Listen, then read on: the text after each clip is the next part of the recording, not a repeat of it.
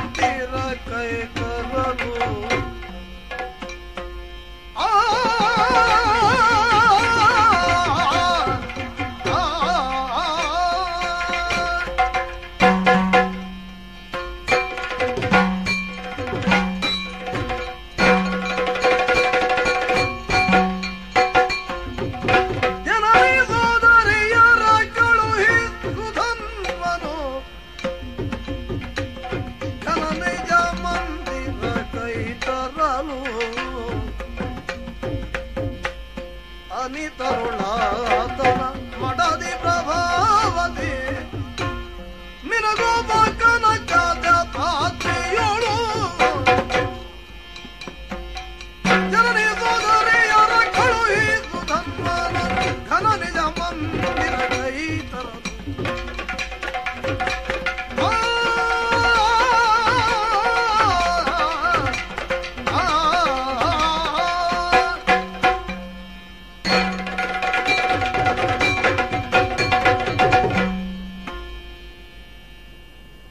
ಸಮರ ಒಂದು ಅಮರ ಕರ್ಮ. ಈ ಪ್ರಪಂಚ ಹುಟ್ಟುವುದಕ್ಕಿಂತ ಮೊದಲು ಮಧುಕೈಟವರಿಗೆ ವಿಷ್ಣುವೊಡನೆ ಸಮರ ನಡೆದಿತ್ತೆಂಬ ಕಥೆಯನ್ನು ಕೇಳಿಯೇ ನಮ್ಮ ಬುದ್ಧಿಯನ್ನು ನಾವು ಬೆಳೆಸಿಕೊಂಡವರು. ಆದ್ರಿಂದ ಎಲ್ಲಿಯವರೆಗೆ ಪ್ರಪಂಚ ಇದೆ ಅಲ್ಲಿಯವರೆಗೆ ಕಾರಣ 100 ಬೇರೆ ಬೇರೆಯಾಗಿರಲಿ, ಸಮರ ಒಂದು ನಡೆಯುತ್ತಲೇ ಇರಬೇಕು. ಧರ್ಮರಾಜನಿಂದ ಪೂಜಿತವಾದಂತಹ ತುರಂಗವೊಂದು ನಮ್ಮ ಪ್ರದೇಶಕ್ಕೆ ಬಂದಿತಾಗಿ ಆ ಹಯದ ನಿಮಿತ್ತದಿಂದ ಸಮರಕ್ಕೊಂದು ಸಂದರ್ಭ ಇಲ್ಲಿ ಏರ್ಪಟ್ಟಿದೆ. ಕೃಷ್ಣ ಸಾಕ್ಷಾತ್ಕಾರವೇ ತನಗಿಲ್ಲಿ ಪರಮ ಪ್ರಯೋಜನ. ಆ ಅರ್ಥಸಿದ್ಧಿಗಾಗಿಯೇ ನಾನು ಕುದುರೆಯನ್ನು ಎಳೆತರಿಸಿದ್ದೇನೆ, ಕಟ್ಟಿದ್ದೇನೆ. ಆದ್ರಿಂದ ಇಲ್ಲಿ ಎಲ್ಲರೂ ಯುದ್ಧಕ್ಕೆ ಉತ್ಸುಕರಾಗಿರತಕ್ಕದ್ದು ಅಂತ ನಮ್ಮ ಅಪ್ಪ ಒಂದು ಮಾತನ್ನು ಹೇಳಿದ. ಎಲ್ಲರ ನಡುವೆ ಓಲಗ ಶಾಲೆಯಲ್ಲಿ ಕುಳಿತಿದ್ದಂತ ನಾನು ಆ ಮಾತುಗಳಿಂದಲೇ ಕಿವಿಗಳೆರಡು ನಿಮಿರಿದಾಗ ಮುಂದೇನು ಅಂತ ಕೇಳಿದೆ. ಕಾರಣ ಏನಾದರೂ ಇರಲಿ, ಯುದ್ಧರಂಗ ಪ್ರವೇಶಕ್ಕೆ ಒಲ್ಲದೆ ಅಳುಕಿ ಅಡಗಿ ಕುಳಿತವನನ್ನು ಕೊಪ್ಪರುಗಳಿಗೆ ತುಂಬಲ್ಪಟ್ಟಂತ ಎಣ್ಣೆ ಕೊತನೆ ಕುದಿಯುತ್ತಿರುವಾಗ ಎತ್ತಿ ಹಾಕಲಾದೀತು. ನಮ್ಮ ಅಪ್ಪ ಮಾಡಿದ ಶಾಸನ. ಸಂತೋಷವಾಯಿತು. ಯಾಕಂದ್ರೆ ಯುದ್ಧರಂಗದಲ್ಲೇ ಬಿದ್ದು ಸತ್ರೆ ಸುರಾಂಗನೆಯ ಸಂಯೋಗಕ್ಕೆ ಯೋಗ, ಗೆದ್ದು ಬದುಕುವುದಾದ್ರೆ ಧರಾಂಗನೆಯ ಪತಿಯಾಗಿರುವುದಕ್ಕೊಂದು ಭಾಗ್ಯ. ಹೀಗೆ ಉಭಯತಃ ಶುಭ ಪರಿಣಾಮಕಾರಿಯಾದಂತಹ ಯುದ್ಧಕ್ಕೊಂದು ಸಂದರ್ಭ ಬಂದಿದೆ ಎಂಬುದರಿಂದ ಮೈಯಲ್ಲಿ ನವಿರೆದ್ದಿತು. ಆದರೆ ಅಬ್ಬೆಯ ಆಶೀರ್ವಾದವನ್ನು ಬಿಟ್ಟರೆ ಮಗನಾದವನಿಗೆ ಬೇರೆ ಕವಚ ಏನಿದೆ ತನ್ನನ್ನು ತಾನು ಉಳಿಸಿಕೊಳ್ಳುವುದಕ್ಕೆ. ಅದಕ್ಕಾಗಿ ಸುಗರ್ಭೆಯ ಅಡಿನನೆಗಳಿಗೆ ಪೊಡಮಟ್ಟಾಗ ಅವಳು ಆಶೀರ್ವದಿಸಿ ಸೇಸೆಯನ್ನಿಕ್ಕಿದ್ಲು. ನನ್ನ ಸಹೋದರಿಯಾದಂತಹ ಕುವಲೆಯು ಸೇಸೆಯನ್ನಿಕ್ಕಿದ್ಲು, ನೀರಾಜನನ್ನೆತ್ತಿದ್ಲು. ಆದರೆ ಆಶೀರ್ವಾದ ಮಾಡುವುದಕ್ಕೆ ಅವಳು ನನಗಿಂತ ಸಣ್ಣವಳಾದ್ರಿಂದ ಅವಳಿಗೆ ಅಧಿಕಾರ ಸಿದ್ಧಿ ಇರಲಿಲ್ಲ. ಆ ಕಾರಣಕ್ಕಾಗಿ ನಿನಗೆ ಶುಭವಾಗಲಿ ಅಂತ ಹಾರೈಕೆಯಲ್ಲಿ ನನ್ನನ್ನು ಮುಂದೆ ಕಳಿಸಿಕೊಟ್ಟಿದ್ದಾಳೆ. ಗೃಹಸ್ಥ ಎಂಬ ಶಬ್ದಕ್ಕೆ ತನ್ನ ಮನೆಯಲ್ಲಿರುವವನು ಎಂಬ ಅರ್ಥ ಇರಬೇಕಾಗಿದೆ. ಆ ಗೃಹಸ್ಥ ಇಲ್ಲದೆ ಇದ್ರೆ ಗಾರ್ಹಸ್ಥ್ಯವನ್ನು ಮುರಿದು ಮೆರೆದಾಗುತ್ತದೆ. ಅದಕ್ಕಾಗಿ ನನ್ನ ಮನೆಯೇ ನನ್ನ ಧರ್ಮಪತ್ನಿ ತಾನೇ ಮನೆಯಾಗಿ ಮನೆಯೊಳಗೆ ಇದ್ದಾಳೆ. ಆದ್ರಿಂದ ಅವಳಿಗೆ ಗೃಹಿಣಿ ಎಂಬ ಹೆಸರು, ಮನೆಯೊಳಗೆ ಇರುವವಳು ಎಂಬ ಅರ್ಥ ಅಲ್ಲ. ಆದ್ರಿಂದ ತನ್ನ ಮನೆಗೆ ಒಬ್ಬ ಗೃಹಸ್ಥ ಬರ್ತಾನೆ ಅಂದ್ರೆ ತನ್ನ ಹೆಂಡತಿಯೊಡನೆ ಮಾತನಾಡುವುದಕ್ಕೆ ಅಂತ ಅರ್ಥ. ನಾಳೆ ಅವಳು ತನ್ನಲ್ಲಿ ಇಷ್ಟು ಪ್ರಿಯಕರನಾಗಿ ವ್ಯವಹರಿಸುತ್ತಿದ್ದಂತ ತನ್ನ ಗಂಡ ತನಗೆ ಒಂದು ನುಡಿಯನ್ನಾದರೂ ಹೇಳದೆ ಅವಸರವಾಗಿ ಹೊರಟು ಹೋದ್ರಲ್ಲ ಯುದ್ಧ ಕ್ಷೇತ್ರಕ್ಕೆ ಅಂತ ಹಲುಬಬಾರದಲ್ಲ. ಅದಕ್ಕಾಗಿ ಈ ಬೀದಿಯಲ್ಲೇ ನನ್ನ ತೇರನ್ನು ಹರಿಸುವಂತೆ ಸಾರಥಿಗೆ ಆಜ್ಞೆ ಮಾಡಿದ್ದೇನೆ. ಬಂದಿತು ನಮ್ಮ ತೇರು ಅಂತಃಪುರದ ಬಾಗಿಲಿಗೆ.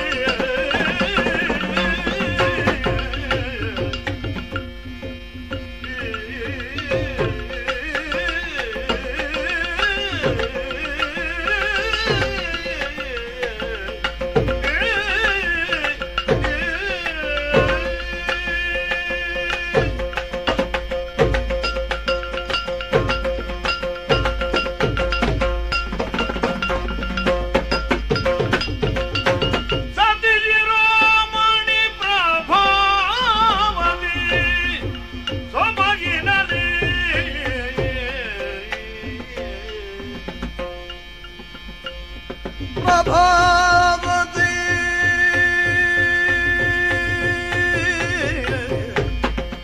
ಅತಿ ಸೊಬಗಿನಲೆ ರತುನಾಭರಣಗಳ ದ್ಯುತಿ ಬೆಳಗುತ್ತದೆ ಪ್ರಭಾವತಿ ರತುನಾಭರಣಗಳ ದ್ಯುತಿ ಬೆಳಗುತ್ತದೆ ಅತಿ ಸೊಬಗಿನಲೆ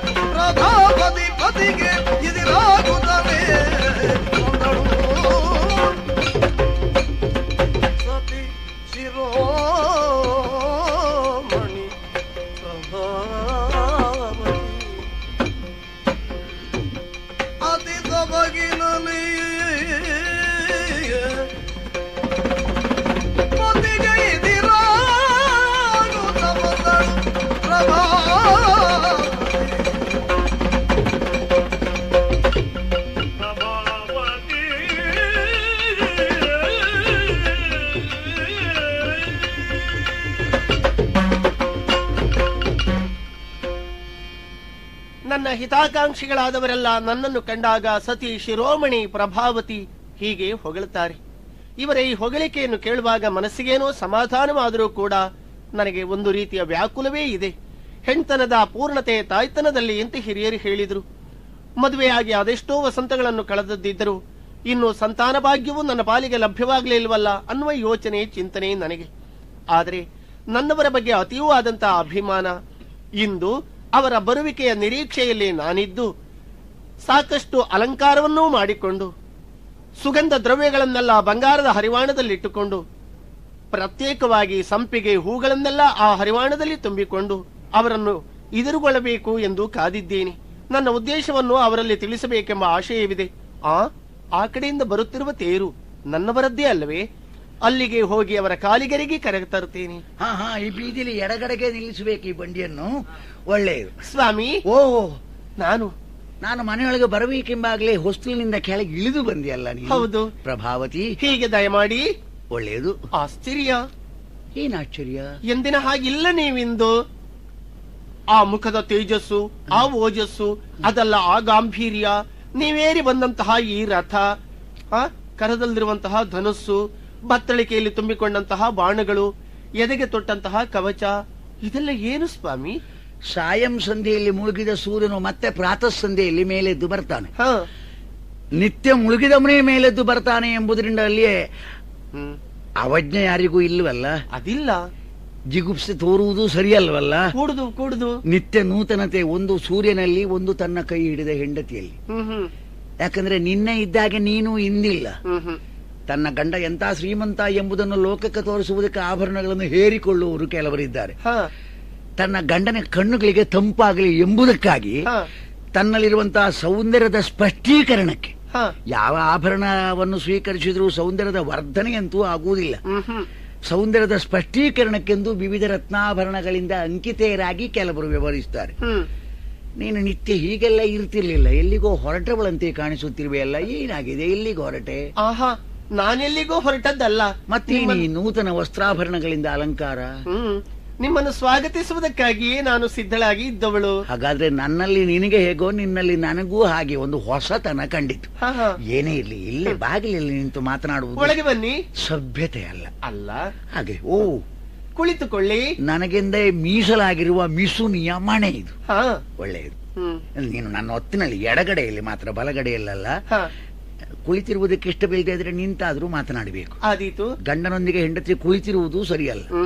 ಗಂಡನು ನಿಂತಿರುವಾಗ ಅವನೊಂದಿಗೆ ನಿಂತಿರುವುದು ಹೆಂಡತಿಗೆ ಧರ್ಮ ಅಲ್ಲ. ಗಂಡನು ಕುಳಿತಿರುವಾಗ ಅವನೊಂದಿಗೆ ನಿಂತಿರುವುದೇ ನಿನ್ನಂತವರಿಗೆ ಪರಮ ಧರ್ಮ. ಆದ್ರಿಂದ ನಾನು ಈ ಆಸನವನ್ನು ಸ್ವೀಕರಿಸಿದ್ದೇನೆ. ಆದ್ದರಿಂದಲೇ ಸಮೀಪದಲ್ಲಿ ನಾನು ನಿಂತಿದ್ದೇನೆ. ಎಲ್ಲ ಏನನ್ನೋ ಹೇಳುವುದಕ್ಕೆ ಮುಂದಾದವಳಂತೆ ಕಾಣಿಸುತ್ತಿರುವೆ. ನಿನ್ನ ತುಟಿಗಳು ಯಾಕೆ ಅಲುಗುತ್ತಿವೆ? ಏನನ್ನಾದ್ರೂ ನೀನು ಬಗೆಯಲ್ಲಿ ಹುಗಿದಿಟ್ಟುಕೊಳ್ಳಬೇಕಾಗಿಲ್ಲ. ಗಂಡನಿಗಿಂತ ಹೆಚ್ಚು ಆತ್ಮೀಯತೆಯಲ್ಲಿ ಬೇರೊಬ್ಬ ಗಂಡುಸಿದ್ದಾನ ಹೆಂಗಸಿಗೆ? ಇರುವುದೇ ಇಲ್ಲ. ಹೆಂಡತಿಯು ಗಂಡನಿಗೆ ಹಾಗೆ ಅಲ್ವೇ? ಆದ್ರಿಂದ ಹೇಳು ಚಿನ್ನ, ಹೇಳು ಮುದ್ದು ಪ್ರಭಾವತಿ. ನೀವೀಗ ನನ್ನ ಅಲ್ಲಿಗಾಗಿಯೇ ಹೊರಟು ಬಂದದ್ದೇ, ಅಥವಾ ಎಲ್ಲಿಗೋ ಹೋಗುವವರು ನನ್ನನ್ನು ಸಂಧಿಸಿ ಮುಂದುವರಿಯುವುದಕ್ಕಿದ್ದವರೇ? ಹೇಳಿ ನನ್ನಲ್ಲಿ. ಈ ಮಾತುಗಳ ಮರೆಯಲ್ಲಿ ಪ್ರೀತಿ ತುಂಬಿರುವುದು ನನಗೆ ತಿಳಿಯಿತು. ಅದರೊಂದಿಗೆ ಸ್ವಲ್ಪ ಕುತೂಹಲವೂ ಇದ್ದಾಗೆ ಕಾಣಿಸ್ತಾರೆ. ಖಂಡಿತ. ಯಾಕಂದ್ರೆ ಇಲ್ಲಿಗೆಂದು ಬಂದಿರಾ, ಮತ್ತೆಲ್ಲಿಗೆ ಹೋದವನು ನಾನು? ಇಲ್ಲಿಗೆಂದೇ ಬಂದಿದ್ದೇನೆ. ಇಲ್ಲಿಗೆ ಯಾಕೆ ನಿನಗೆ ಎಲ್ಲಿಗೋ ಹೊರಟವರು ಎಂಬ ಸಂದೇಹ ಬಂದಿದೆ? ಹೇಳು. ಅದೇ ನಿಮ್ಮ ಉಡುಗೆ ತೊಡುಗೆ, ನಿಮ್ಮ ಈ ಸಿದ್ಧತೆ, ಇದೆಲ್ಲ ಸತಿಗ್ರಹಕ್ಕೆ ಬರಬೇಕಾದಾಗ ಅವಶ್ಯವೇ? ಬರೀ ಉಡುಗೆ ತೊಡುಗೆಗಳಲ್ಲಿ ನಿನ್ನ ಕಣ್ಣಿನ ಕೆಲಸವನ್ನು ಮುಗಿಸಿಕೊಳ್ಳಬೇಡ. ನೋಡು, ಜೋಲುತ್ತಿದೆ ಹೆಗಲಲ್ಲಿ ಧನುಸ್ಸು. ಅದೇ ಇದನ್ನು ಎತ್ತಿ ಹಿಡಿದ್ರೆ ಶತ್ರು ಸ್ಥಾನದಲ್ಲಿದ್ದವನು ಸತ್ತೇ ಹೋಗ್ತಾನೆ. ನಿನಗೆ ಗೊತ್ತಿದೆಯಲ್ಲ. ಗೊತ್ತು. ಸುಮ್ಮನೆ ಹಸ್ತಭೂಷಣ ಸಾಮಗ್ರಿ ಆಗ್ಲಿ ಅಂತ ಬಿಲ್ಲನ್ನು ನಾನು ಕೈಕೊಂಡು ಬರಲಿಲ್ಲ. ಆಗಿರ್ಲಿಕ್ಕಿಲ್ಲ. ಶತ್ರುಗಳನ್ನು ಕೊಲ್ಲುವಲ್ಲಿ ಈ ಆಯುಧವನ್ನು ಹೆಚ್ಚಾಗಿ ನಾನು ಬಳಸ್ತೇನೆ. ಯಾಕೆ ಯಾಕೆ ನನಗೆ ತಿಳಿಯಬೇಕು ನಿಮ್ಮ ಉದ್ದೇಶ. ಅಷ್ಟೇಯ? ಹಾಗೆ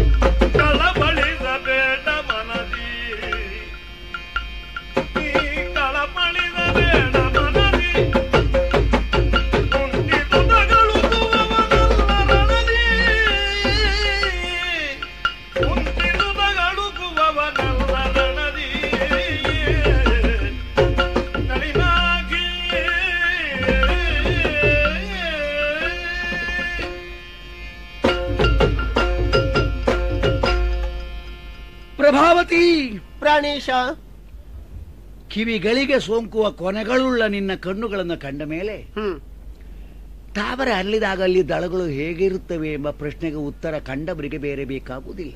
ಹೌದೇ ನಳಿನಾಕ್ಷಿ, ನಿನಗೆ ಹೇಳಬಾರದೆಂಬ ಕಾರಣದಿಂದ, ಅಂದ್ರೆ ಅದೊಂದು ರಹಸ್ಯವೆಂಬ ಭಾವನೆಯಿಂದ ನನ್ನ ಬಗೆಯಲ್ಲಿ ನಾನು ಹೋಗಿದಿಟ್ಟುಕೊಂಡಿಲ್ಲ. ಇಡೀ ಊರಿಗೆ ಡಂಗುರವನ್ನು ಬಾರಿಸುತ್ತಾ ತಿಳಿಸಬೇಕು ಅಂತ ತನ್ನ ದೂತರಿಗೆ ಈ ಪ್ರದೇಶಕ್ಕೆ ನಾಥನಾಗದ್ದ ನಮ್ಮ ಅಪ್ಪ ಆಗಲೇ ಅಪ್ಪಣೆ ಮಾಡಿದ್ದಾನೆ. ಹೀಗಿರುವಾಗ ಎಲ್ಲರಿಗೂ ತಿಳಿದಿದೆ ಈ ಸಂಗರದ ಸಂಗತಿ. ನರನೊಡನೆ ಎನ್ನಲಿಲ್ಲ ನಾನು, ನರನೊಡನೆ. ನರ ಎಂಬ ಶಬ್ದವನ್ನು ಏಕವಚನದಲ್ಲಿ ಪ್ರಯೋಗಿಸಕೂಡುದು ಅಂತಿದೆ. ನರಪತಿ ಎಂಬುದಕ್ಕೆ ನರನಿಗೆ ಪತಿ ಅಂತ ಅರ್ಥ ಅಲ್ಲ, ನರರಿಗೆ ಪತಿ ಎಂಬುದೇ ಅಲ್ಲಿ ಸರಿಯಾಗಿ ಅರ್ಥ. ಆದ್ರಿಂದ ನರರೊಡನೆ ಅಂದ್ರೆ ಅದು ಸ್ಥೂಲವಾದಂತಹ ವಿವರಣೆ ಆದೀತು.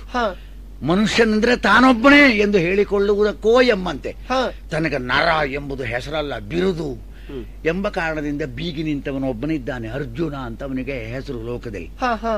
ಆ ಅರ್ಜುನ ತನ್ನ ಕುದುರೆಯನ್ನು ಮುಂದಿಟ್ಟುಕೊಂಡು ಅದರ ಕಾವಲಿಗೆ ಕಸುವುಳ್ಳವನಾಗಿ ಹಿಂದಿನಿಂದ ಬಂದವನು. ಕುದುರೆಯನ್ನು ಎಳೆದು ತನ್ನ ಅಶ್ವಾಲಯಕ್ಕೆ ತರಿಸಿ ಕಟ್ಟಿಸಿ ನಮ್ಮಪ್ಪ ಅರ್ಜುನೊಡನೆ ಯುದ್ಧವನ್ನು ನಿರ್ಧರಿಸಿಕೊಂಡಿದ್ದಾನೆ. ಯಾಕಂದ್ರೆ ಯುದ್ಧ ಮುಖದಿಂದಾದರೂ ಕುದುರೆಯನ್ನು ಬಿಡಿಸಿಕೊಂಡು ಹೋಗದೆ ನಾನು ಸೋತು ಸುಯಲಿಡುತ್ತಾ ನನಗೆ ಮುಖ ತೋರಿಸುವವನಲ್ಲ ಅಂತ ಅಲ್ಲಿ ಅರ್ಜುನ ಪ್ರತಿಜ್ಞೆ ಮಾಡಿದ್ದಾನಂತೆ.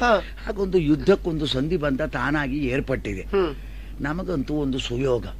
ಯಾಕಂದ್ರೆ ನಮ್ಮ ಮೈಯಲ್ಲಿ ಹರಿಯುತ್ತಿರುವುದು ತಣ್ಣೀರಲ್ಲ, ಕೆನ್ನೀರು. ನಿನಗೂ ಗೊತ್ತಿದೆ, ತಾನೊಬ್ಬ ಬ್ರಾಹ್ಮಣನಿಗೆ, ಯತಿಗೆ, ಸನ್ಯಾಸಿಗೆ ಹೆಂಡತಿ ಅಂತ ನೀನು ಹೇಳಿಕೊಳ್ಳಬೇಕಾಗಿ ಬರಲಿಲ್ಲ. ಯಾವ ಸುಧನ್ವ ಕೇಳಿದ್ರೆ ವೀರ ಸುಧನ್ವ ಅಲ್ವಾ? ಹೌದು. ಹಾಗಾದ್ರೆ ನೀನು ಕೂಡ ಈಗ ಸಂತೋಷವುಳ್ಳ ಆಗ್ತಿ ಅಂತ ನನ್ನ ನಂಬುಗೆ. ಅರ್ಜುನನೊಡನೆ ಯುದ್ಧಕ್ಕೆಂದು ಹೊರಟು ಬಂದವನು. ಸ್ವಾಮಿ, ಏನು ಅರ್ಜುನಲ್ಲಿ ಯುದ್ಧವೇ? ಇಲ್ಲ, ಏನು ಉದ್ಗಾರ ಇದು? ಹೌದು. ನಿನ್ನ ಮಾತು ಒಂದೊಂದರಲ್ಲಿಯೂ ಕೂಡ ನಿನ್ನ ಅಂತಃಕರಣದ ಕುದಿಯು ಅಂದ್ರೆ ಬಿಸುಪು ತುಂಬಿಕೊಂಡಿದೆ. ಅರ್ಜುನ ಆದರೆ ಏನಾಯ್ತು? ಅವನ ಆಗಸ್ತಿಂದ ಕೆಳಗೆ ಬಿದ್ದವನಲ್ಲ, ಪಾತಾಳದಿಂದ ತಲೆಯನ್ನೆತ್ತಿಕೊಂಡು ಮೇಲೆ ಎದ್ದು ಬಂದವನಲ್ಲ. ಅವನನ್ನು ಹೆತ್ತ ಅಬ್ಬೆಗೆ ಏನಾದ್ರೂ 12 ಮೊಲೆಗಳು ಇರ್ಲಿಲ್ಲ. ಹಾಗಾದ್ರೆ ನನ್ನಂತೆ ಒಬ್ಬ ನರ, ಮತ್ತೇನದ್ರಲ್ಲಿ? ಆದ್ರಿಂದ ಪ್ರಭಾವತಿ, ನರನೊಡನೆ ಕಲಹಕ ಇದುವೇನು ನನ್ನ ನಿರ್ಧಾರವನ್ನು ನಿನಗೆ ತಿಳಿಸಿದ್ದಾಯ್ತು. ಅರ್ಜುನನೇ ಅರ್ಜುನನೇ, ಬೆರಗಾದವಳಂತೆ ತೆರೆದ ಬಾಯಿಯನ್ನು ಮುಚ್ಚುವುದಕ್ಕೂ ಮನಸ್ಸಿಲ್ಲದವಳಂತೆ ಹಾಗೆಯೇ ನಿಂತಿದ್ದು ನೀನು ಅರ್ಜುನ ಅಂತ ಹೇಳಬೇಡ, ಕಳವಳಿಸಬೇಡ ಮನದಿ, ನಾನು ಅಳುಕುವವನಲ್ಲ ರಣದಿ. ಸ್ವಾಮಿ, ಓ ನನ್ನ ಕಾಂತ, ನನ್ನ ಅಭಿಪ್ರಾಯ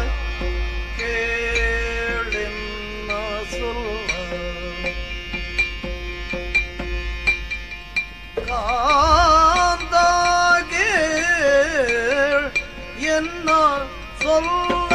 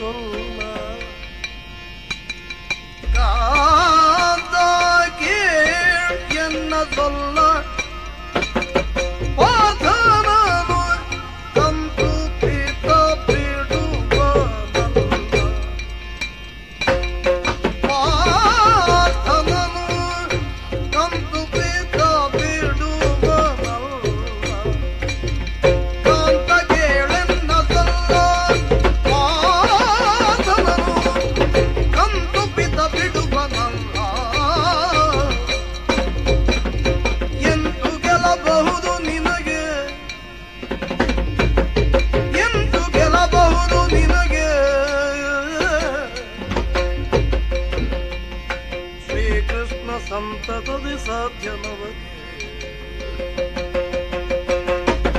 ಶ್ರೀ ಕೃಷ್ಣ ಸಂತತದಿ ಸಾಧ್ಯ ನಮಗೆ ಕಾಂತ ಎನ್ನ ಸೊಲ್ಲ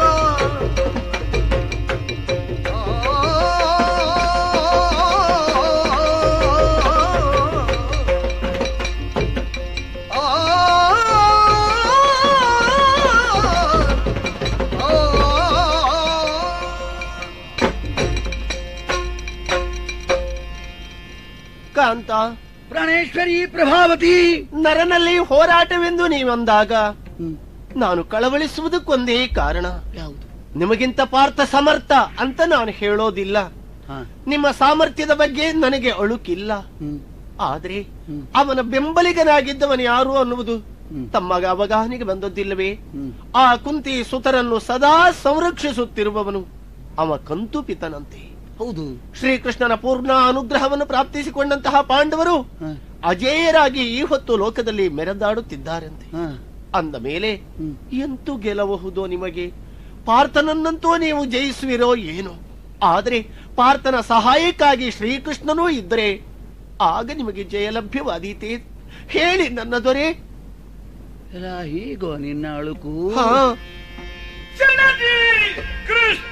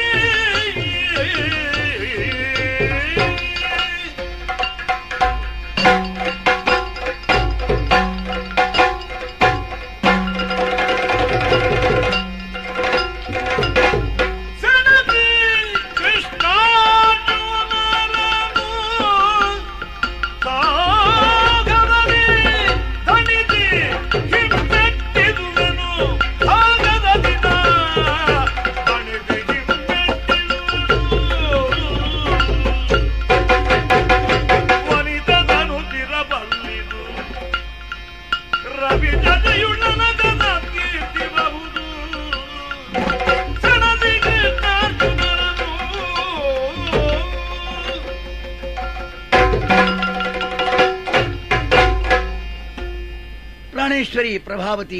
ಪ್ರಾಣೇಶ, ಅರ್ಜುನನು ನಾನು ನನಗಿಂತ ದುರ್ಬಲನು ಅಂತ ಎಂದೂ ಭಾವಿಸಿಯೂ ಇಲ್ಲ. ಅಥವಾ ಅವನನ್ನು ಗೆಲ್ಲುವುದಕ್ಕೆ ಹೊರಟಿದ್ದೇನೆ ಅಂತ ನಾನು ಅವಸರದಲ್ಲಿ ಆದರೂ ತಪ್ಪಾಗಿ ಹೇಳಲಿಲ್ಲ. ಅವನಲ್ಲಿ ಹೋರಾಟಕ್ಕೆ ಹೊರಟೆ ಅಷ್ಟೇ. ನಾನು ಗೆದ್ದು ಬರ್ತೇನೆ ಅಂತ ಏನೂ ಹೇಳಲಿಲ್ಲ. ನಿನಗೂ ಈಗ ಅರ್ಜುನನೊಬ್ಬ ಸಮರ್ಥ ಎಂಬುದರಿಂದ ಈ ಮನಸ್ಸಿನಲ್ಲಿ ಅಳುಕು ಹುಟ್ಟಲಿಲ್ಲ ಎಂಬುದನ್ನು ನೀನು ತಿಳಿಸಿದೆ. ಹೌದು, ಸಂತೋಷವಾಯಿತು. ಶ್ರೀಕೃಷ್ಣ ಅವನಿಗೆ ರಕ್ಷಕ. ಶ್ರೀಕೃಷ್ಣನ ವ್ಯವಹಾರ ವಿಧಾನ ಏನೋ ಆ ಬಗೆಗೆ ನಾನು ಏನನ್ನೂ ಹೇಳುವುದಿಲ್ಲ. ತನಗೆ ಯಾವುದು ತಿಳಿದಿಲ್ಲ ಅದನ್ನು ಬೇರೆ ಯಾರಿಗೂ ಯಾವನೂ ಹೇಳಬಾರದೆಂಬ ನಿಯಮ ಇದೆ. ಶ್ರೀಕೃಷ್ಣನ ವ್ಯಕ್ತಿತ್ವ ಏನು, ಅವನ ಸಾಮರ್ಥ್ಯವೆಷ್ಟು ಯಾರಿಗೆ ತಿಳಿದಿದೆ ಈ ಲೋಕದಲ್ಲಿ? ಸಾಹಸಿ ಹೌದು ಶ್ರೀಕೃಷ್ಣ. ಹಾಗಾದ್ರೆ ಆ ಸಾಹಸಕ್ಕೆ ಪ್ರತಿಯಾಗಿ ನಾನು ನನ್ನ ಸಾಮರ್ಥ್ಯ ಪ್ರದರ್ಶನದಲ್ಲಿ ಉತ್ಸಾಹವುಳ್ಳವನಲ್ಲ, ಸಾಹಸವನ್ನೇ ತೋರ್ತೇನೆ.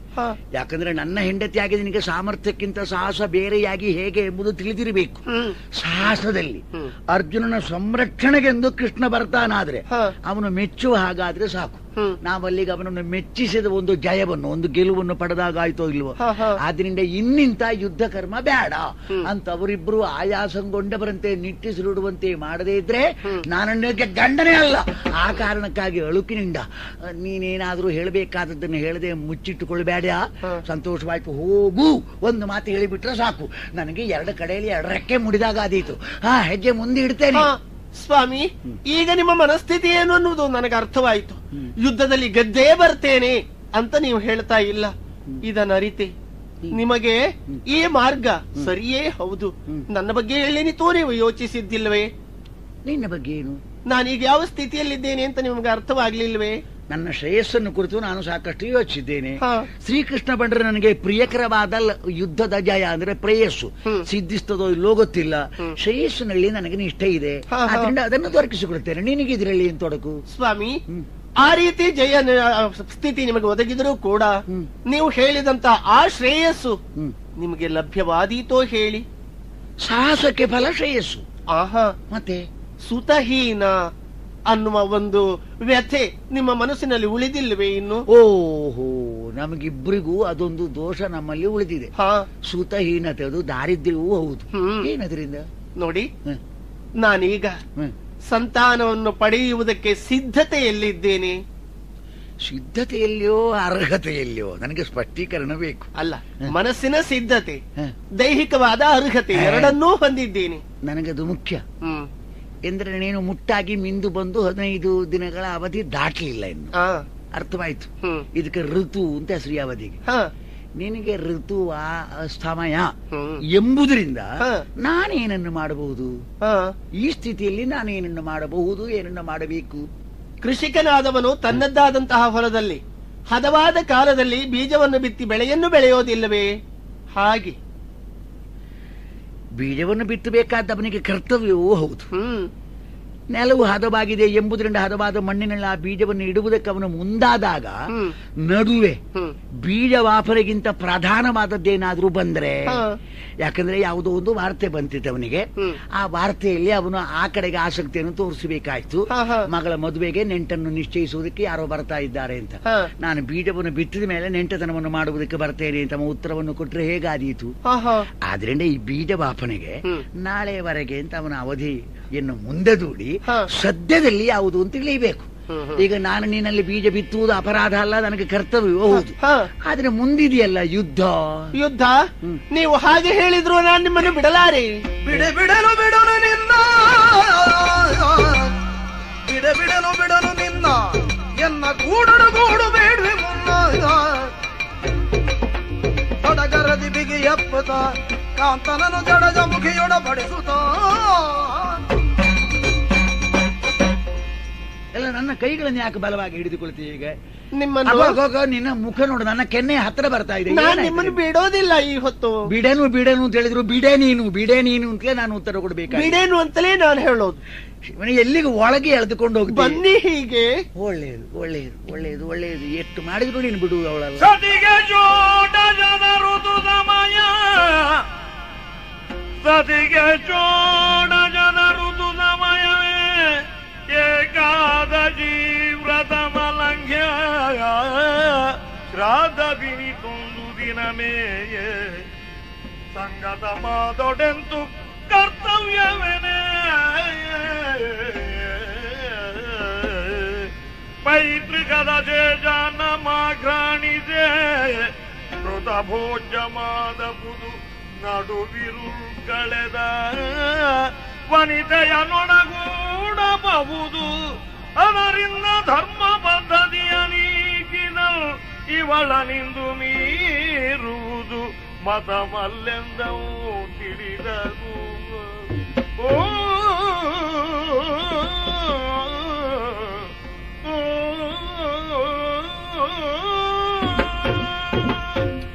ಏಕಾದಶಿ ಶ್ರಾದ್ದ ಋತು ಸಮಯದಲ್ಲಿ ಸತಿಯೊಡನೆ ಸಂಯೋಗ, ಈ ಮೂರೂ ಅಲಂಘ್ಯ. ಶ್ರಾದ್ದದ ಮಟ್ಟಿಗೆ ಮಾತ್ರ ಅದು ಅಲಂಘ್ಯ ಅಂತ ತಿಳಿಯುವ ಹಾಗಿಲ್ಲ. ಈಗ ಇವಳು ಕೈ ಹಿಡಿದು ತನ್ನ ಕಾಯದ ಕಸುವನ್ನೆಲ್ಲ ಬಳಸಿ ಬನ್ನಿ ಅಂತ ಬೇಡಿದ್ದಾಳೆ. ಆಗೋ ಹಾಸಿಗೆ ಮೇಲೆ ನನ್ನನ್ನು ಎಳೆದಿದ್ದಾಳೆ, ಕೆಳಗಿದ್ದಾಳೆ. ಆದ್ರಿಂದ ಏನು ಮಾಡಬೇಕು ಅಂತ ಯೋಚಿಸಿದ್ರೆ ನಡುವಿರುಳು ಕಳೆಯುವ ತನಕ ಕಾದಿದ್ದು ಆಮೇಲೆ ಅವಳ ಋತು ಸಮಯವಾದ್ರಿಂದ ಅವಳ ಸಂತೋಷಕ್ಕೆ ಕಾರಣವಾಗುವಂತೆ ತಾನು ವ್ಯವಹರಿಸಬೇಕಷ್ಟೇ. ಸೃಷ್ಟಿಗರ್ಜನೆಂಬವನೇ ನೀನು,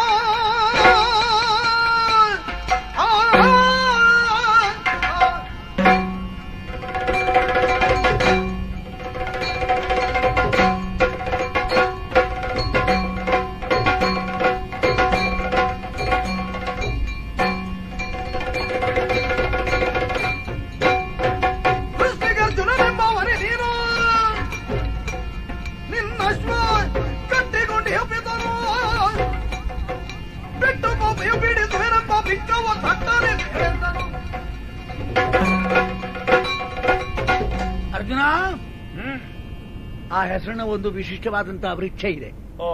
ಆ ಹೆಸರಿನವನು ಹಿಂದೆ ಲೋಕದಲ್ಲಿ ಪರಾಕ್ರಮಿ ಎಂದೇ ಪ್ರಖ್ಯಾತನಾಗಿದ್ದನಂತೆ. ನಿನ್ನ ಬಾವುಟದಲ್ಲಿ ಕೋಡಗದ ಚಿತ್ರವೋ ನನಗೆ ಆ ವಿಷಯದಲ್ಲಿ ಜಿಜ್ಞಾಸೆಯೇ ಇಲ್ಲ. ಅದನ್ನು ಕಂಡು ನೀನು ಅರ್ಜುನನೆಂಬುದನ್ನು ಗುರುತಿಟ್ಟುಕೊಂಡವನು ನಾನು. ಈ ಸೃಷ್ಟಿಯಲ್ಲಿ ಸದ್ಯ ಅರ್ಜುನ ಎಂಬ ಹೆಸರಿನವನು ತಾನೇ ಅಂತ ಎದೆ ನೆತ್ತಿ ನಿಂತ ಗಂಡು ಸಂತೆ ನೀನು. ಹೌದು, ಆಗ್ಲಪ್ಪ. ಈ ಬಿಂಕ ಮುಂದಿನವರೆಗೆ ಉಳಿದೀತೋ? ನಿನ್ನ ಅಶ್ವ ನಮ್ಮ ಅಪ್ಪನ ವಶದಲ್ಲಿದೆ. ನಿನ್ನ ಅಶ್ವ ಅಂದ್ರೆ ನಿನ್ನಿಂದ ರಕ್ಷಿತವಾದ ಅಶ್ವ ಅಂತಲೇ ಅರ್ಥ.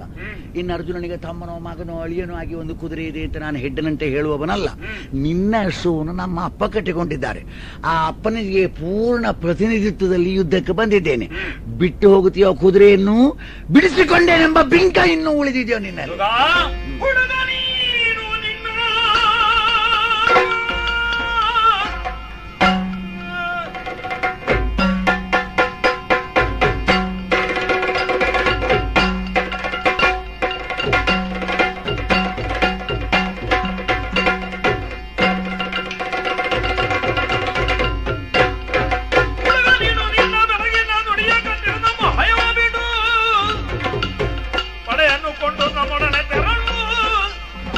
ನಿನ್ನ ಒಡಲಂತೆ ಧನವ ಕೊಡು. ಹುಡುಗ, ಈ ಬಡಿವಾರ ನುಡಿಗಳನ್ನಾಡಿದಾಗ ವಾರ್ತ ಹಿಂದೆ ಸರಿಯಬಹುದು ಎಂಬ ಕಲ್ಪನೆ ನಿನಗಿದ್ದರೆ ಅದು ವ್ಯರ್ಥ.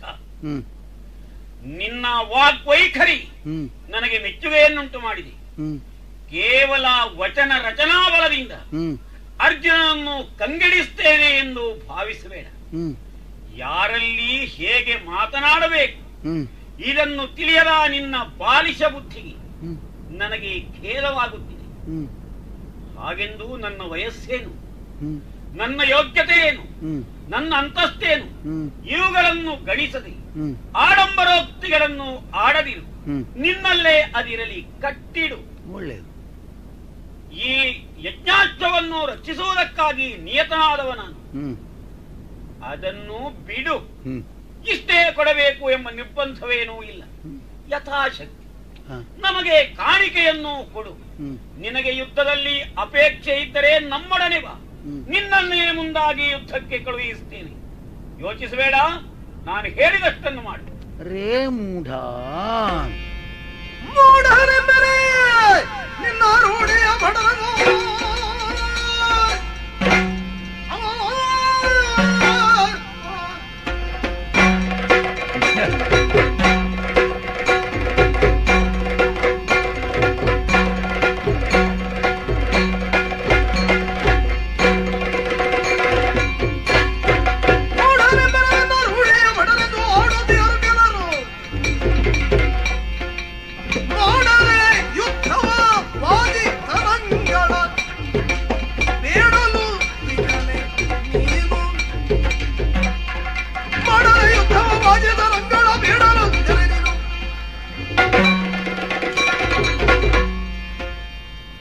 ವಾಕ್ಯ ರಚನೆಯಲ್ಲಿ ಒಬ್ಬನಿಗೆ ನೈಪುಣ್ಯ ಇರುವುದು ಅಪರಾಧವೇನೂ ಅಲ್ಲ.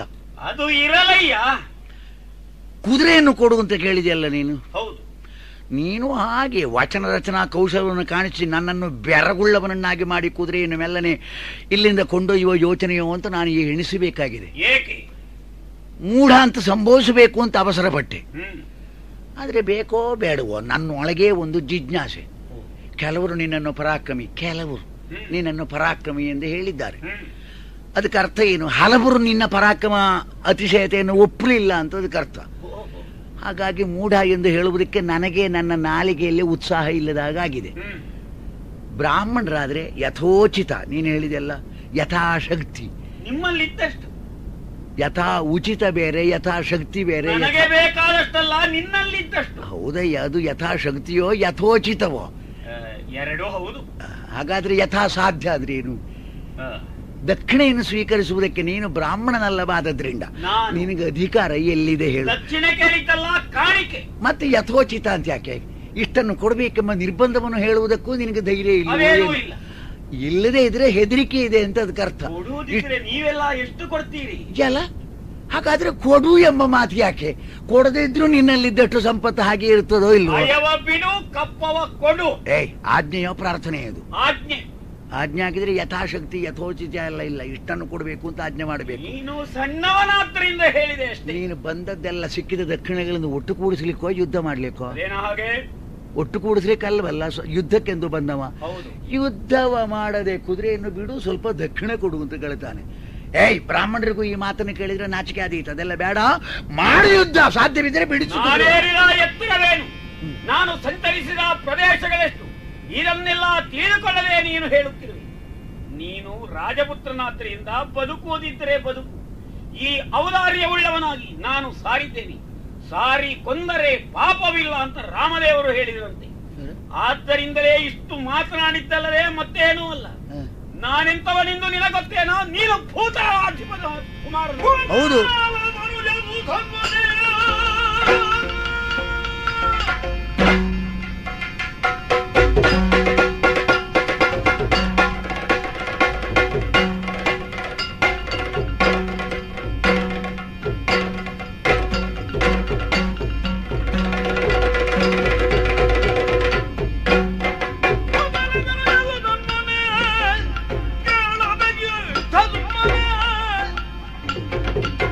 Stop it!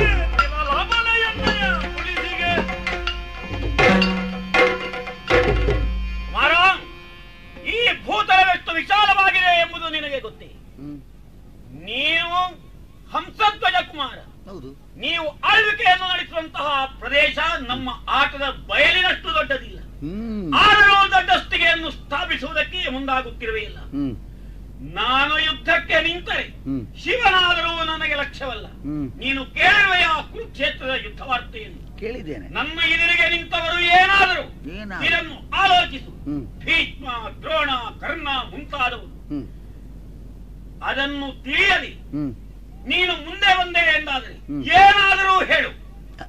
ನನ್ನ ಸಮರ ಸಾಮರ್ಥ್ಯ, ಹ್ಮ್. ಈ ವಿಷಿಕ ಪ್ರಯೋಗದ ಕುಶಲತೆ ತೋರಿಸಿಕೊಡ್ತೇನೆ. ಹೌದೇ ಅರ್ಜುನ, ನೋಡುವಾಗಾದ್ರೆ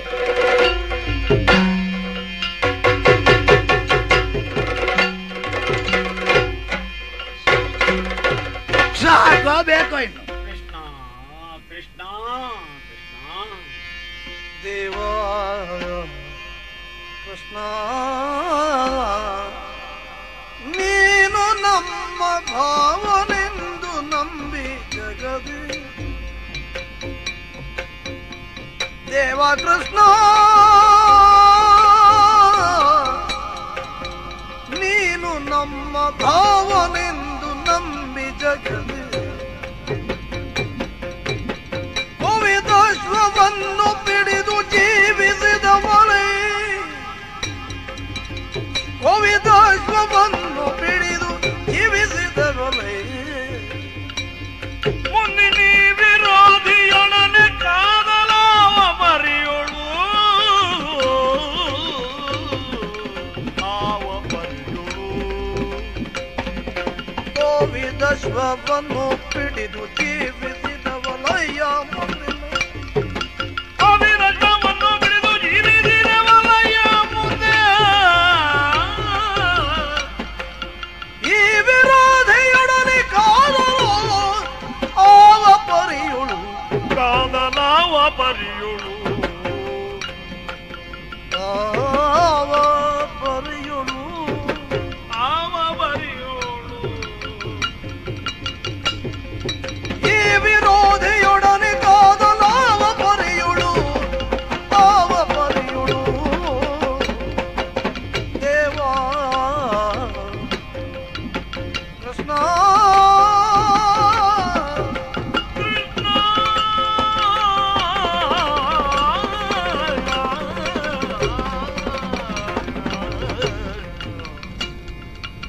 ದೇವ ಕೃಷ್ಣ, ದೇವ ಕೃಷ್ಣ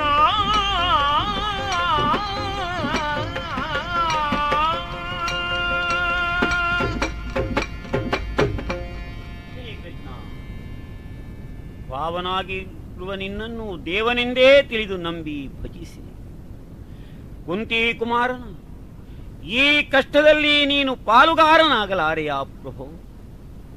ಸಾರಥಿಯು ಅಳಿದಾಗ ನಾನೇ ಸಾರಥ್ಯವನ್ನು ಕೈಗೊಂಡು ವಿರೋಧಿಯನ್ನು ನಿಗ್ರಹಿಸುವುದಕ್ಕೆ ಪ್ರಯತ್ನಿಸಿ ವಿಫಲನಾಗಿ, ಸ್ವಾಮಿ ನಿನ್ನ ಅನುಗ್ರಹವಾಪ್ತಿಯಿಂದ ಈ ಯಜ್ಞ ನಿರಾತಂಕವಾಗಿ ನಡೆಯುವುದೆಂದು ನಾವು ಭಾವಿಸಿದೆವು.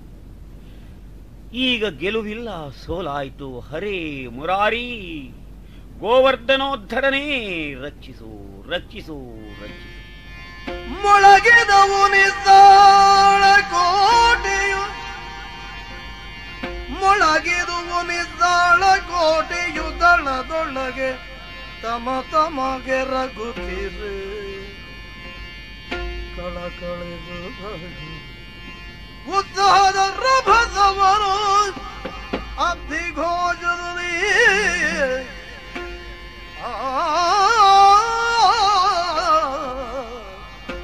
ಮೊಳಗಿದು ನಿಸ್ಸಾಳ ಕೋಟೆಗಳು ಅಲ್ಲಿ ಮೊಳಗುತ್ತಾ ಇದ್ದವು ಮೊದಲು. ಇನ್ನೊಮ್ಮೆ ಮೊಳಗಬೇಕಾದ ಅಗತ್ಯ ಇದೆ. ಚಂಪಕಾವತಿಯ ಸಮರಾಂಗಣದಲ್ಲಿ ನಮ್ಮ ಅರ್ಜುನನಿಗೆ ಒದಗಿದ ಈ ಸೋಲಿನಂತಿರುವ ಸ್ಥಿತಿಯಿಂದ ಧರ್ಮಜನಿಗೆ ಸ್ವಲ್ಪ ಚಿಂತೆ ಉಂಟಾಯಿತು. ಅವನಿಗೆ ಸಮಾಧಾನವನ್ನು ಹೇಳಿದ್ದೇನೆ. ಈಗ ಉಂಟಾಗಿರುವುದು ಪಾರ್ಥನ ಸೋಲಲ್ಲ, ಇದರ ರಹಸ್ಯ ಬೇರೆ ಇದೆ. ಇದು ಭಕ್ತರಿಬ್ಬರೊಳಗಿನ ಘರ್ಷಣೆಯೂ ಅಲ್ಲ, ಘರ್ಷಣೆಯಂತೆ ಕಾಣುತ್ತಿರುವ ಘಟನೆ ಮಾತ್ರ. ಇಲ್ಲಿ ಸುಧನ್ವನ ಜಯಕ್ಕೆ ಬೇಕಾಗಿ ನನ್ನ ಕೈಯ ಆಯುಧವೇ ಆದಂತಹ ಅರ್ಜುನ ಸೋತವನಂತೆ ಕಾಣಿಸಿದ್ದಾನೆ. ಇಲ್ಲಿ ಸುಧನ್ವನನ್ನು ಅನುಗ್ರಹಿಸುವುದು ಅಲ್ಲದೆ ಪಾಂಡವರ ಅಶ್ವಮೇಧದ ಯಜ್ಞವನ್ನು ಬಿಡಿಸಿಕೊಂಡು ಬರುವುದು, ತದ್ವಾರ ಪಾಂಡವರ ಅಶ್ವಮೇಧವು ನಿರ್ವಿಘ್ನವಾಗಿ ಸಾಗುವಂತೆ ಮಾಡುವುದು. ಈ ಎರಡೂ ಕರ್ತವ್ಯಗಳನ್ನು ಏಕಕಾಲದಲ್ಲಿ ಪೂರೈಸುತ್ತೇನೆ ಅಂತ ಧರ್ಮರಾಜನಿಗೆ ಹೇಳಿದ್ದೇನೆ. ನಮೇ ಭಕ್ತ ಪ್ರಣಶ್ಯತಿ, ನನ್ನ ಭಕ್ತರು ಎಂದೂ ನಾಶವಾಗುವುದಿಲ್ಲವಪ್ಪ. ಒಬ್ಬೊಬ್ಬ ಭಕ್ತನಿಗೆ ಒಂದೊಂದು ರೀತಿಯ ಅನುಗ್ರಹ ಬೇಕಾಗ್ತದೆ. ಇಲ್ಲಿ ಅರ್ಜುನ ಬಯಸಿದ್ದು ಯಾವುದು, ಸುಧನ್ವ ಬಯಸಿದ್ದು ಯಾವುದು ಎಂಬ ವಿಭಿನ್ನತೆಯನ್ನು ತಿಳಿದರೆ ಧರ್ಮ ಸಂಕಟಕ್ಕೆ ಅವಕಾಶ ಇಲ್ಲ. ಅರ್ಜುನನಿಗೆ ಬೇಕಾದ್ದನ್ನು ಅರ್ಜುನನಿಗೆ ಕೊಡಿಸಬಲ್ಲೆ, ಸುಧನ್ವನಿಗೆ ಬೇಕಾದ್ದನ್ನು ಸುಧನ್ವನಿಗೆ ಕೊಡಿಸಬಲ್ಲೆ. ಈ ರೀತಿಯ ಸಮಾಧಾನವನ್ನು ಹೇಳಿ ಗರುಡ ವಾಹನನಾಗಿ ಚಂಪಕಾವತಿಯ ರಣಕ್ಷೇತ್ರವನ್ನು ಪ್ರವೇಶ ಮಾಡ್ತೇನೆ.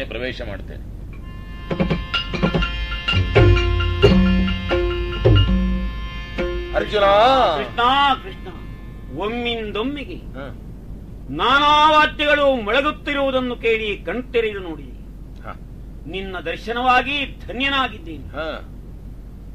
ಮಲಗಿದ್ದವರೆಲ್ಲರೂ ಮೇಲೆದ್ದಿದ್ದಾರೆ. ಇದಕ್ಕೆ ಕಾರಣ ಪ್ರಾಯಶಃ ನಿನ್ನ ಆಗಮನ ಎಂದು ಭಾವಿಸ್ತೇನೆ. ಧೈರ್ಯವುಳ್ಳವನಾಗಿ ನಿನ್ನ ಕೈ ಹಿಡಿದೆ ರಥವನ್ನು ಏರಿರುವ ನಾನು ಧನುಸ್ಸನ್ನು ಛೇಂಕರಿಸುತ್ತಿರುವಂತೆ ನೀನೂ ಒಮ್ಮೆ ಶಂಖನಾದವನ್ನು ಮಾಡು ಪ್ರಭು. ಅರ್ಜುನ, ದೇವಾ, ಕ್ಷಣ ಹೊತ್ತು ಮೊದಲು ಸೋತವನಾದ್ರು ಆ ಸೋಲನ್ನು ಕಳೆದುಳಿದು ನನ್ನ ಆಗಮನದಿಂದ ಧೈರ್ಯಸ್ಥನಾಗಿದ್ದಿ. ಹೌದು, ರಥವನ್ನೇರಿದ್ದಿ. ಅದು ಬರೆದಾಗಿರುವ ಆ ಸಾರಥಿಯ ಸ್ಥಾನದಲ್ಲಿ ಕುಳಿತು ಒಮ್ಮೆ ಶಂಖನಾದವನ್ನು ಮಾಡ್ತೇನೆ. ಅರ್ಥ ಸಾರಥಿಯಾಗಿರುವ ನಿನ್ನನ್ನು ಮಾಡಿ ವಿರೋಧಿಯೇನಾಗ್ತಾನೋ ನೋಡೋಣ. ಓಹೋ ಪ್ರಭೋ, ಇದೋ ನಿನಗೆ ನಮಸ್ಕಾರ ಸ್ವಾಮಿ. ನಿನ್ನನ್ನು ಕಂಡವನ ಕಣ್ಣುಗಳಲ್ಲಿ ಪಾಪ ಉಳಿದೀತೆ. ಮತ್ತೆ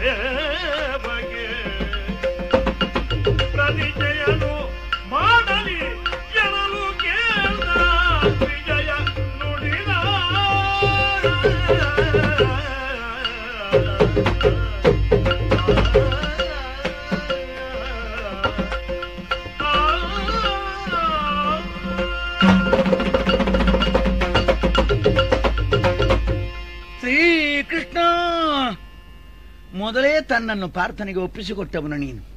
ಅವನ ಕೈಯನ್ನು ಬಿಡುವುದಕ್ಕೊಂದು ಕಾರಣ ಇಲ್ಲಿ ನನಗೂ ಎಷ್ಟು ಯೋಚಿಸಿದರೂ ಕಾಣಿಸುವುದಿಲ್ಲ. ಹಾಗಾದ್ರೆ ಮೊದಲು ಮಾಡಿಕೊಂಡಂತ ಆ ಒಪ್ಪಿಗೆ ಎಂಬುದನ್ನು ನೀನಿಲ್ಲಿ ಶಿಥಿಲೀಕರಿಸುವನಲ್ಲ ಅಂತ ನನಗೆ ಸರಿಯಾಗಿ ತಿಳಿದಿದೆ.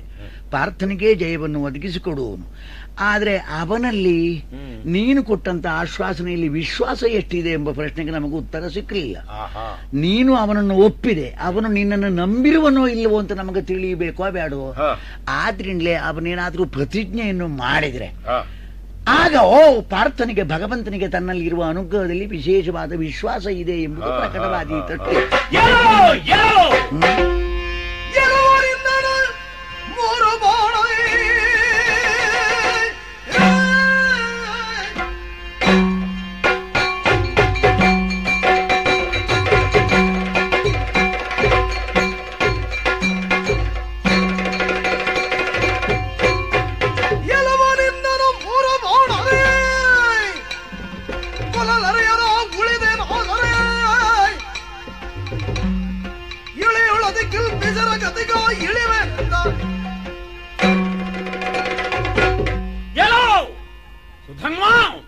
ಕೃಷ್ಣನನ್ನು ಕಾಣುತ್ತಾ ಉತ್ಸಾಹದಿಂದ ಮಾತುಗಳನ್ನಾಡುವುದಕ್ಕಾರಂಭಿಸಿದೆಯಲ್ಲ. ನಿನ್ನನ್ನು 3 ಬಾಣಗಳಲ್ಲಿ ಕೊಲ್ಲದೆ ಉಳಿದರೆ ನನಗೆ ಕಿಲ್ಪಿಷಕರಿಗೊದಗುವ ದುರ್ಗತಿ ಪ್ರಾಪ್ತವಾಗಲಿ. ಅರ್ಜುನ, ಅವನು ಪ್ರತಿಜ್ಞೆ ಮಾಡಿದರೆ ಏನು ಗತಿ?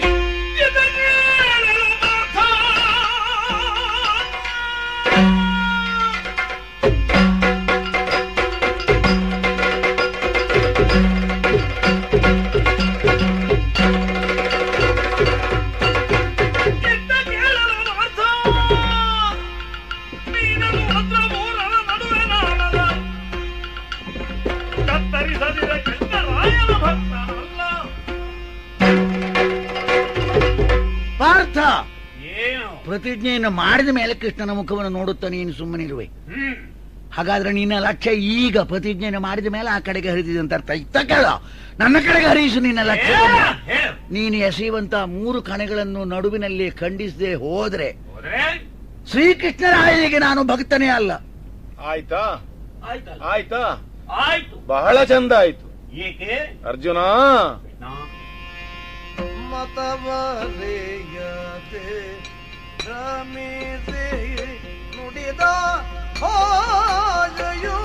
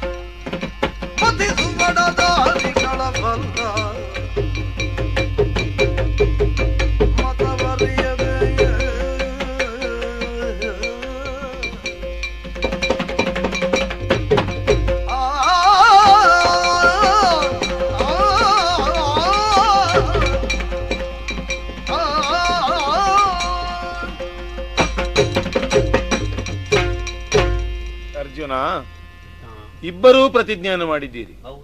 ಹೊಣೆಯನ್ನು ಇಬ್ಬರೂ ನನಗೆ ಕೊಟ್ಟಿದ್ದೀರಿ. ನೀನು ಬಾಣಗಳಿಂದ 3ರಿಂದ ಅವನನ್ನು ಕೊಲ್ಲಲಾಗದಿದ್ದರೆ ಕಿಲ್ಬಿಷರ ಗತಿಗಿಳಿಯುವೆ. ಅವನೂ ಹೇಳಿದ್ದಾನೆ, ಅದನ್ನು ಕತ್ತರಿಸದಿದ್ರೆ ನಾನು ಕೃಷ್ಣನ ಭಕ್ತನಲ್ಲ ಅಂತ. ನನಗೆ ದೊಡ್ಡ ಕಷ್ಟವಾಗಿ ಹೋಯ್ತಿದ್ದು. ಯಾಕೆ ಸ್ವಾಮಿ? ನೀನು ಸ್ವಲ್ಪ ತಿಳಿಯಬೇಕಿತ್ತು. ಏನನ್ನು? ಸೋತ ನೀನು ಉತ್ಸಾಹಿಯಾದದ್ದು ನಾನು ಬಂದ ಮೇಲೆ. ಅವನು ಮಾತನಾಡಿದ್ದು ನನ್ನನ್ನು ಲಕ್ಷಿಸಿಯೇ. ಓಹೋ. ಹೀಗಿರುವಾಗ ಸ್ವಲ್ಪ ನನ್ನ ಅಭಿಪ್ರಾಯ ತಿಳಿಯಬಹುದಿತ್ತು. ಅಲ್ಲ, ಸುಧನ್ವನ ಹೃದಯದ ಅಭಿಪ್ರಾಯ ಏನು ಅದನ್ನು ತಿಳಿಯಬೇಕಿತ್ತು. ಎರಡೂ ಗೊತ್ತಾಗ್ಲಿಲ್ಲ ನನಗೆ.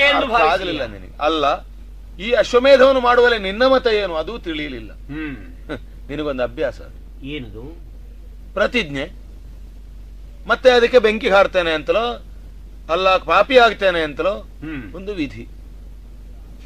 ಹೌದಪ್ಪ, ಹಿಂದೆ ಆಗಿದೆ. ಹೌದು. ಯಾವುದು? ಜಯದ್ರಥನ ಕಥೆ. ಆಗ ನಿನ್ನ ಪ್ರತಿಜ್ಞೆಯನ್ನು ಉಳಿಸುವುದಕ್ಕೆ ಬೇಕಾಗಿ ಏನೆಲ್ಲ ಮಾಡಿದೆ. ಇವತ್ತಿಗೂ ಆ ಮಾತು ಉಳಿದಿದೆ. ಹಗಲು ಕತ್ತಲೆ ಆಯಿತು, ಕತ್ತಲು ಹಗಲಾಯಿತು ಅಂತ. ಆ ಅಪವಾದವನ್ನು ಹೊತ್ತಾದರೂ ನಿನ್ನನ್ನು ಅಲ್ಲಿ ರಕ್ಷಿಸಿದೆ ನಾನು. ಯಾಕೆ? ಜಯದ್ರಥ ಎಂಥವ? ದುಷ್ಟ, ದುಷ್ಟ ಪಕ್ಷಪಾತಿ, ಧೂರ್ತ. ಇವನಲ್ಲಿಯೂ ಹಾಗೆ ಮಾಡಿದರೆ ಕೃಷ್ಣ ರಕ್ಷಿಸ್ಯಾನು ಅಂತ ತಿಳಿದಿದ್ದೀನಿ. ನಿನ್ನ ಭಕ್ತನಾಗಿರುವ ನನ್ನನ್ನು ವಿರೋಧಿಸುವವನು ದೌಷ್ಟ್ಯವುಳ್ಳವನೇ ಅಲ್ಲ. ಜಯದ್ರಥ ಯಾರು? ಇವನು ಯಾರು? ಇವನು ಯಾರು? ಇವನ ಯೋಗ್ಯತೆ ಅಸಾಧಾರಣವಾದದ್ದು. ಹೇಗೆ? ಅತಿ ಸತ್ಯಸಂಧ, ಸೂಂದ್ರತ, ಸಾಹಸಿಗ ಮಾತ್ರವೋ? ಮತ್ತೇನು? ಇವನ ಯೋಗ್ಯತೆ ಎಂತದ್ದು?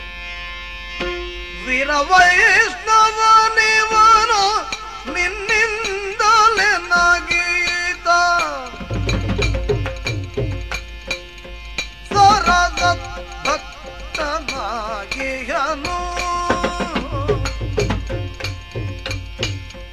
ಮೇರದ ಪಿತೆ ನೀನು ಕೆಡಿಸಿದೆ ಯಾಕಾಗ್ಯೂ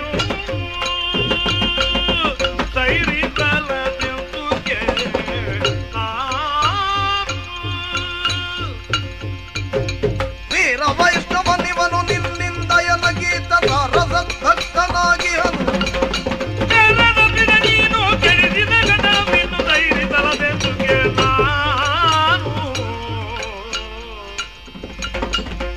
ವೀರ ವೈಷ್ಣವನಿವನು.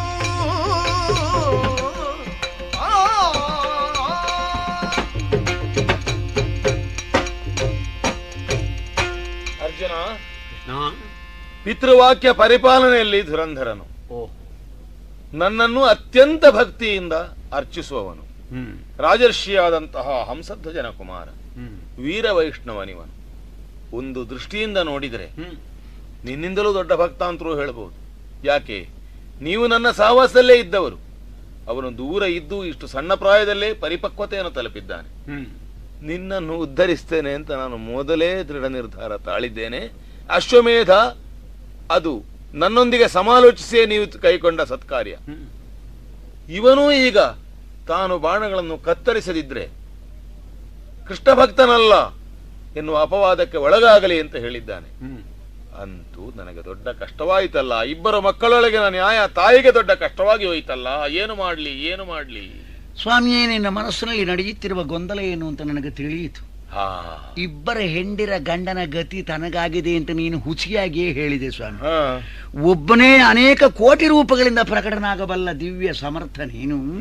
ನಿನಗೆ ಇಬ್ಬರು ಭಕ್ತರು ಪರಸ್ಪರವಾಗಿ ಆಕಾಂಕ್ಷೆಯನ್ನು ಹೊಂದಿರುವಾಗ ಈಗೊಂದು ಉಮ್ಮಳ ನನ್ನ ಸ್ಥಿತಿ ಏನಾಯಿತು? ಇಲ್ಲ ಸ್ವಾಮಿ, ಅವನಿಗೆ ಬೇಕಾದ್ದನ್ನು ಅವನಿಗೆ ಕೊಡು. ಪಾಂಡವರು ಜಯಿಸುವಂತೆ ಮಾಡುವುದೇ ತನಗೆ ಕರ್ತವ್ಯ ಅಂತ ಕೂಡ ನೀನು ಹೇಳಿಕೊಂಡಿದ್ದೆ. ಹಾಗಾದ್ರೆ ನನಗದು ಅಲ್ವೇ ಅಲ್ಲ. ಈ ಯುದ್ಧದಿಂದ ಸಿದ್ಧವಾಗುವ ಜಯ ಲೌಕಿಕ ಅಂತ ನಿನಗೆ ಗೊತ್ತಿಲ್ವ? ಅದಕ್ಕೆ ಗೆಲುವು ಅಂತಷ್ಟೇ ಹೆಸರು. ಅದು ಬೇಡವಾ? ಆತ್ಯಂತಿಕವಾದಂತಹ ಜಯ ಎಂಬುದೊಂದು ಬೇರೆ ಇದೆ. ಅದಾವುದು ಶಾಶ್ವತವಾದಂತಹ ಶಾಂತಿ. ಆ ಉದ್ದೇಶದಿಂದಲೇ ಶ್ರೀಕೃಷ್ಣನನ್ನು ಕಾಣಬೇಕೆಂಬ ಆಸೆಯೇ ನನಗೆ ಇದಕ್ಕೆ ಕಾರಣ ಅಂತ ನಮ್ಮ ಅಪ್ಪ ಹೇಳಿದ್ರು. ಶ್ರೀಕೃಷ್ಣನನ್ನು ನನಗೆ ತೋರಿಸ್ತ ಮಗನೇ ಅಂತ ನನ್ನ ಅಮ್ಮ ಹೇಳಿದ್ಲು. ಆ ತಂದೆಗೆ ಈ ತಾಯಿಗೆ ನಾನು ಮಗನಾಗಿದ್ದು ನನಗೆ ಶ್ರೀಕೃಷ್ಣ ಕೈಯ ಕೋಲನ್ನು ಕೆಳಗಿಟ್ಟು ಕೈ ಕಟ್ಟಿ ನಿಂತಿರುವಂತೆ ಮಾಡಬೇಕಾದಂತಹ ಉದ್ದೇಶ ಇದೆಯೋ ಸ್ವಾಮಿ, ನನಗೆ ಮೋಕ್ಷವನ್ನೇ ಕರುಣಿಸು.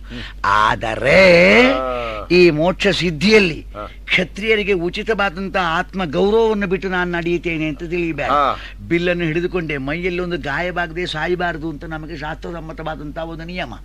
ಆದ್ರಿಂದ ಈ ಕಾಯದಲ್ಲಿ ಗಾಯಗಳಾಗಿ ಸಾಯುವುದಾದರೂ ಸರಿಯೇ, ನನ್ನಲ್ಲಿ ಭೀರುತ ಎಂಬುದು ಹುಟ್ಟಿತೇನೋ ಅಂತ ಎಣಿಸುವುದು ಬೇಡ. ಯುದ್ಧಕ್ಕೆ ಸಿದ್ಧನಾಗಿದ್ದೇನೆ.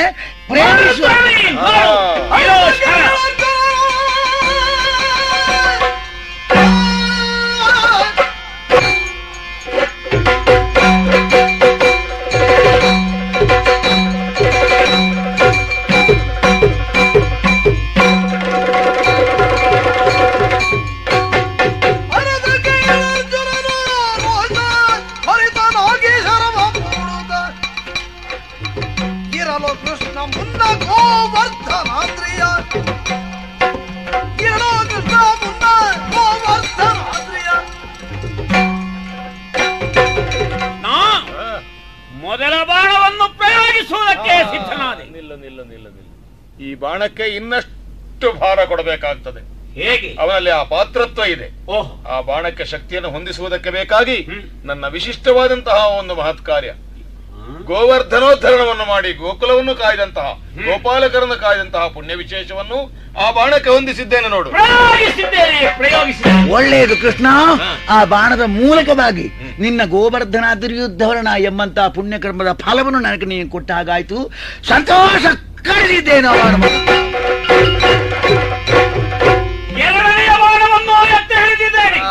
ನಿಲ್ಲು. ಇದಕ್ಕೆ ಇನ್ನಷ್ಟು ಹೆಚ್ಚು ಶಕ್ತಿಯನ್ನು ಹೊಂದಿಸಬೇಕು. ಯಾಕೆ? ಆ ಪುಣ್ಯ ವಿಶೇಷ ಅಲ್ಲಿ ಸೇರಿಕೊಂಡು ಪ್ರಾಬಲ್ಯ ಬಂದದೆ. ಪಾತ್ರತ್ವವನ್ನು ಅವನು ತೋರಿಸಿಕೊಟ್ಟಿದ್ದಾನೆ. ಆದ್ರಿಂದ ಸಮಗ್ರ ಕೃಷ್ಣಾವತಾರದ ಪುಣ್ಯ ಈ ಬಾಣಕ್ಕೆ ಹೊಂದಿಸಿದ್ದೇನೆ ನೋಡಿ. ಒಳ್ಳೆಯದು ಕೃಷ್ಣ. ಈಗ ಎರಡನೆಯ ಬಾರಿಗೆ ಇವನಿಂದ ಪ್ರಯೋಗಿಸಲ್ಪಟ್ಟಂತಹ ಬಾಣವನ್ನು ನಾನು ಕಡಿಯುವುದಿಲ್ಲವಾದ್ರೆ ಅತ್ತ ಶಿವಪೂಜೆಯಲ್ಲಿ ಆಸಕ್ತನಾಗಿದ್ದವನಿಗೆ ಕೈ ಮುಗಿಯುವುದಕ್ಕಿಲ್ಲದಂತೆ ಮಾಡಿದವನ ಪಾಪ ಯಾವುದು? ಅದು ನನಗೆ ಬರುವ ಹಾಗಾಗ್ಲಿ. ನೋಡಿ ಆಯ್ತಾ? ಎರಡು ಹೋಯ್ತಾ? ಹೌದಾ? ಈ ಮೂರನೆಯ ಬಾಣದಲ್ಲಿ ಇವನ ಶಿರಚ್ಛೇದ ಆಗಲೇಬೇಕು. ನಿಲ್ಲು. ಏನು? ಈಗ ಎಲ್ಲಿಂದ ತೆಗೆಯುವ?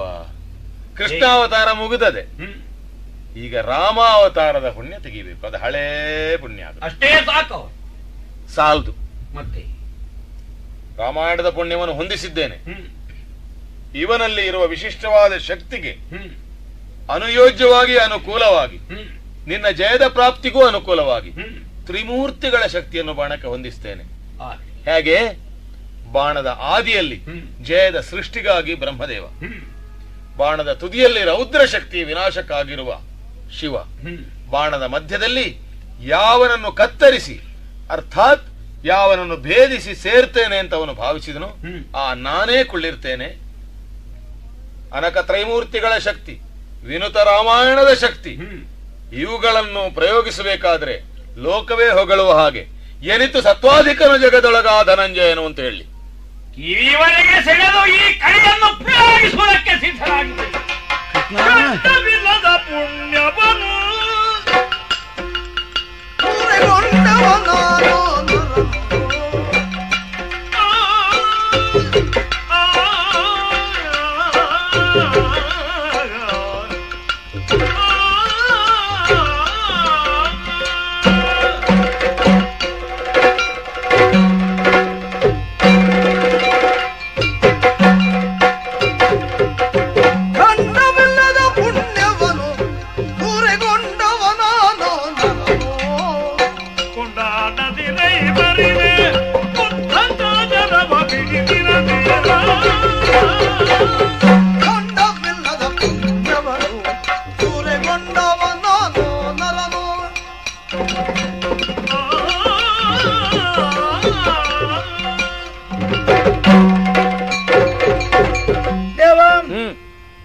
ಮಣ್ಣು ಖಂಡಿಸಲ್ಪಡುತ್ತದೆ. ಆದ್ರಿಂದ ದೇಶ ವಿಭಜನೆ ಮೊದಲಾದಂತಹ ದುಷ್ಪರಿಣಾಮಗಳು ಲೋಕದಲ್ಲಿ ಆಗುತ್ತಿರುವುದನ್ನು ಕಾಣ್ತೇವೆ ನಾವು.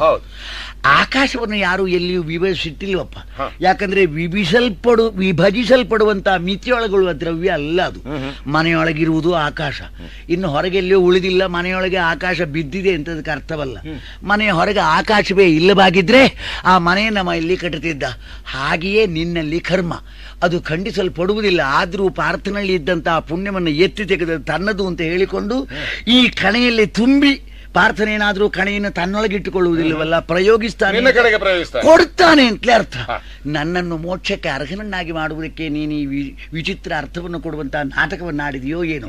ಸಾಕು ಸ್ವಾಮಿ, ಈ ಬಾಣವನ್ನು ಖಂಡಿಸಲಿಲ್ಲವಾದರೆ ಅರುಂಧತಿಯೊಂದಿಗೆ ವಸಿಷ್ಠ ಕಾಶಿಯ ಗಂಗೆಯಲ್ಲಿ ಮಿಂದು ಬಂದು ಪೂಜಿಸುತ್ತಿರುವಾಗ ಅವರ ತಲೆಗಳನ್ನು ಕಡಿದರೆ ಆ ಪಾಪಿಗೆ ಎಂತಹ ನರಕವೋ ಅಂತ ನರಕದ ಗತಿ ನನಗೆ ಆಗುತ್ತದೆ. ಖಂಡಿಸ್ತೇನೆ.